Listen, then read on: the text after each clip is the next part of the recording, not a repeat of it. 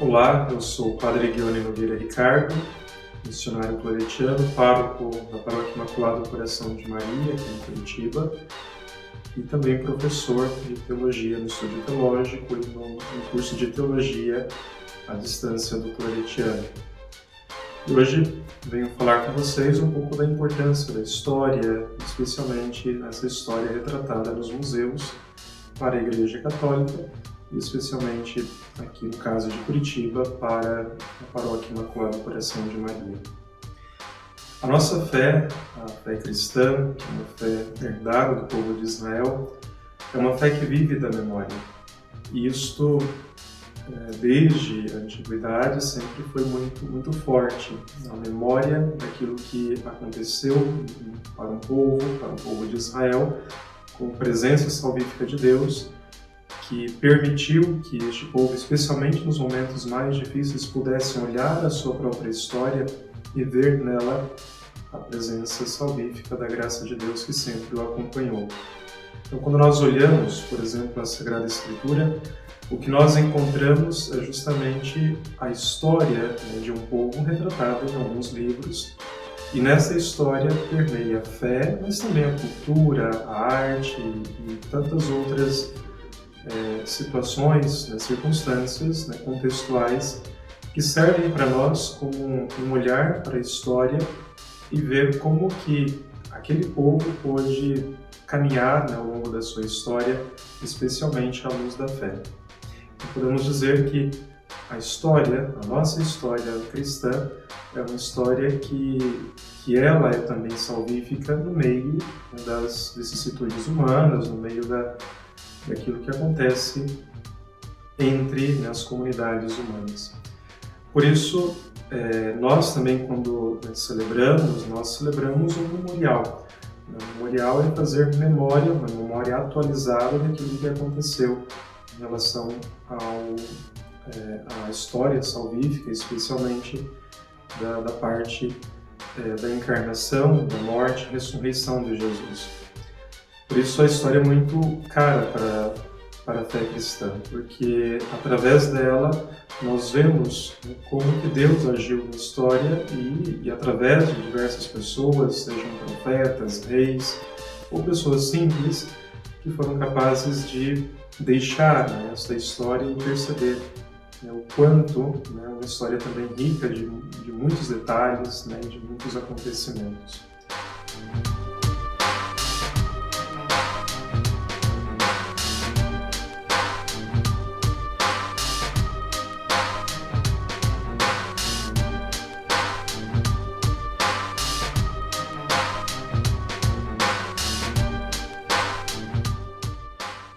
O Papa Francisco nos ensina, por exemplo, que a queda de um povo começa quando termina a memória do seu passado, quando acaba essa memória. Quando nós apagamos essa memória, em consequência também acaba, ou este povo entra em decadência. Por isso que a Igreja, ao longo da sua história, sempre conservou de diversas formas aquilo que foram as suas produções artísticas, culturais e também religiosas, que depois, com o tempo, se transformaram em peças, não apenas peças de museu. O museu conta como um povo, em um determinado momento, pôde expressar a sua fé através da arte, através da cultura, da literatura e de diversas outras formas. E isso, para nós, nos ajuda a ver a evolução também de determinadas formas, por exemplo, as litúrgicas. Aqui no Museu Claretiano nós temos alguns paramentos litúrgicos que são de outras épocas, o que significa que a própria Igreja ela é dinâmica, e nessa dinâmica, uma vez que ela tem, por um lado, a tradição, e ela é fiel a essa tradição, por outro lado, os costumes vão mudando.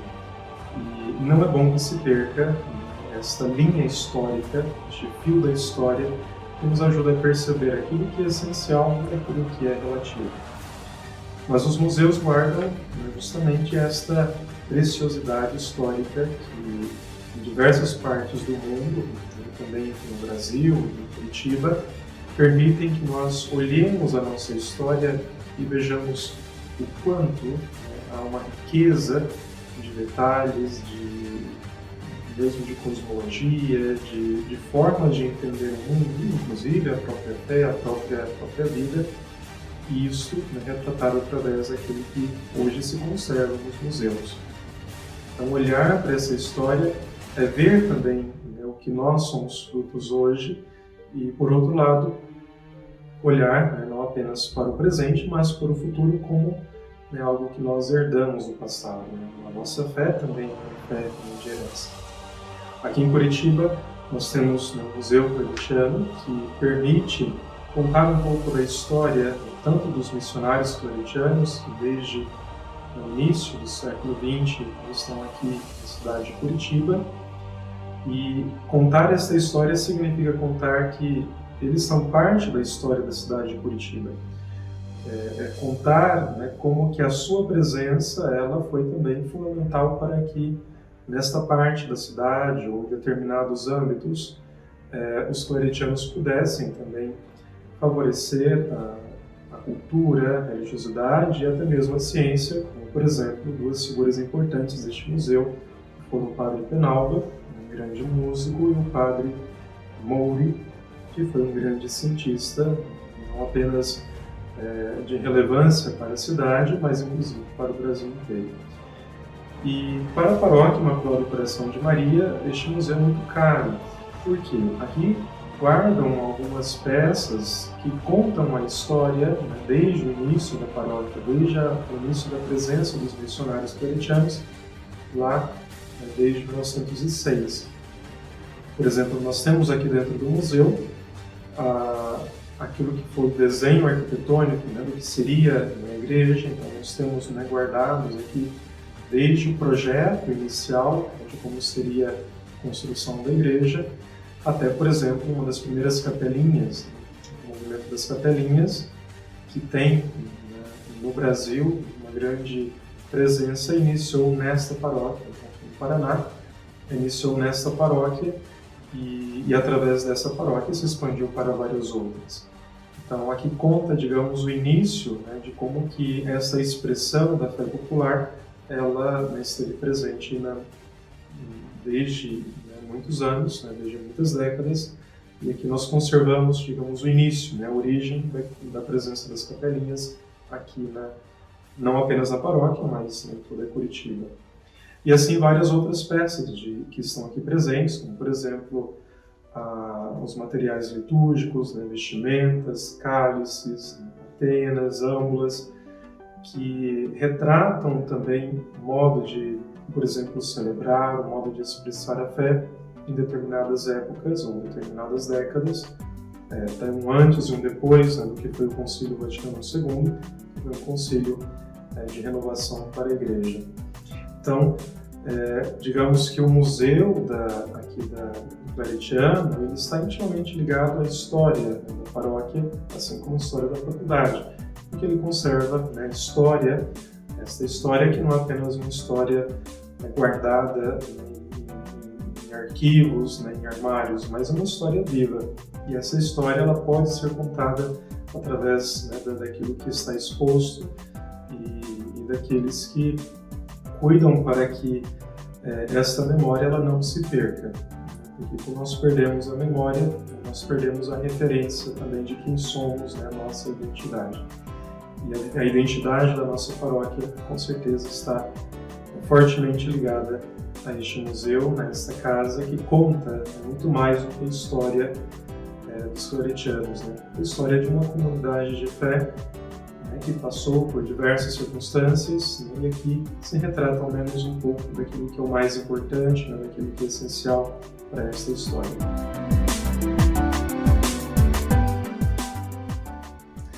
Aqui nós temos no museu uma forma para fazer hóstia e um cortador de hóstia. Como que isto era feito antigamente, né? Hoje há outros procedimentos um pouco mais atuais, né, que permitem a fabricação de maior número.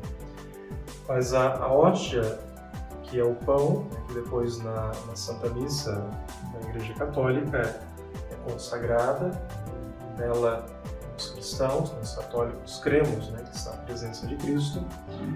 ela é feita apenas da composição de farinha de trigo e água, sem fermento. Então, dessa mistura, depois ela é colocada aqui nesta forma, né? A forma ela serve para tanto esta forma, que no caso ela serve para a hóstia magna. A hóstia magna é aquela que o sacerdote apresenta para a Assembleia no momento da consagração. Magna porque é maior. E as hóstias pequenas, que são as distribuídas depois da comunhão para os demais fiéis. Neste caso aqui, então, é um formato de cruz, um desenho, normalmente ele é um desenho estampado na hóstia, na partícula, e no caso aqui é uma cruz. E isso então retira, né, depois é cortado com este cortador de hóstia. E ela depois serve, no caso a hóstia magna, ela serve para, inclusive para adoração, como temos no ostensório, que é para a adoração dos fiéis, então uma hóstia maior, que possam visualizar melhor. Então, aqui um pouco da história daquilo que no passado, né, era muito comum realizar este serviço nas paróquias, né? Tinha alguém que fazia este trabalho de fabricar a hóstia e cortá-la e depois conservá-la para as celebrações litúrgicas.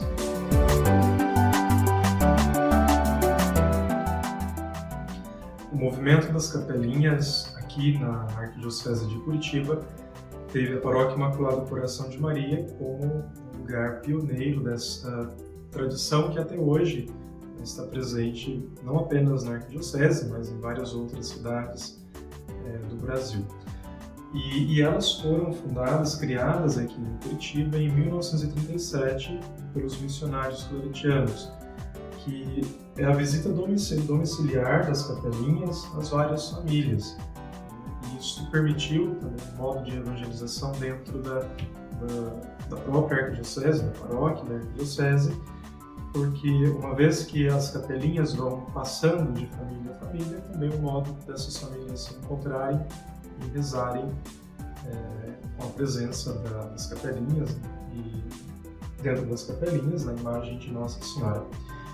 Então elas têm essa tradição de 84 anos aqui na paróquia, ainda se mantém, as famílias ainda hoje recebem as capelinhas nas suas casas, como uma forma também de ser a presença da igreja doméstica, que faz presença na vida de todas as famílias da nossa comunidade.